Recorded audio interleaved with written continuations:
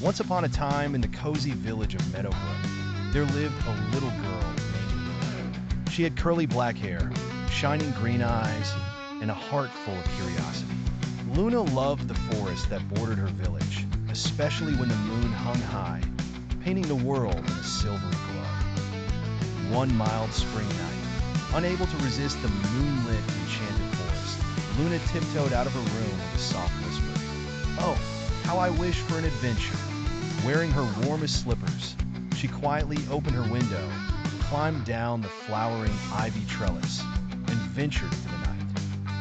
As Luna wandered through the forest, she heard a gentle rustling behind the flowering bushes. Out popped Floppy, a fluffy white rabbit with enormous ears and a sparkle in his eyes. "Hello," chirped Floppy, fluffing his cotton-like tail. "I'm Floppy, and I've heard your wish. Would you like to go on a magical adventure?" Astonished by Floppy's talking, Luna clapped her hands with excitement. "Oh yes, Floppy. I've never met a rabbit who talks. Where will we go?" Floppy twitched his nose and said, "Follow me into the heart of the twinkling woods." And so they began their wondrous journey together. The forest around them began to transform. The trees glittered with tiny golden fairy lights, and the air hummed with the melody of hidden crickets. Suddenly, they reached the Twilight River, which flowed not with water, but with shimmering rainbow colors. "Can we cross it?" asked Luna in awe. Floppy winked, with a hop and a skip. "Keep your faith, don't slip." With Floppy's guidance, Luna leaped and skipped across the magical hues, feeling as though she was dancing on a rainbow.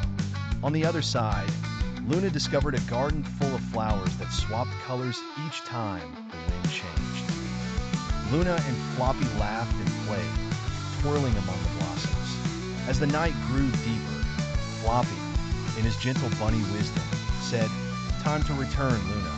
The morning calls, and dreams need to rest." Luna nodded, her heart light with joy and her mind filled with wondrous memories. As they made their way back, the night slowly faded into dawn. Once at the large sycamore next to Luna's window, she hugged Floppy tight.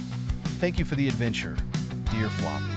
I'll always treasure it." With a soft pat on his head, Luna climbed back into her room just as the sun began to rise. Safe and sound, dream-filled, and already imagining the next moonlit escapade.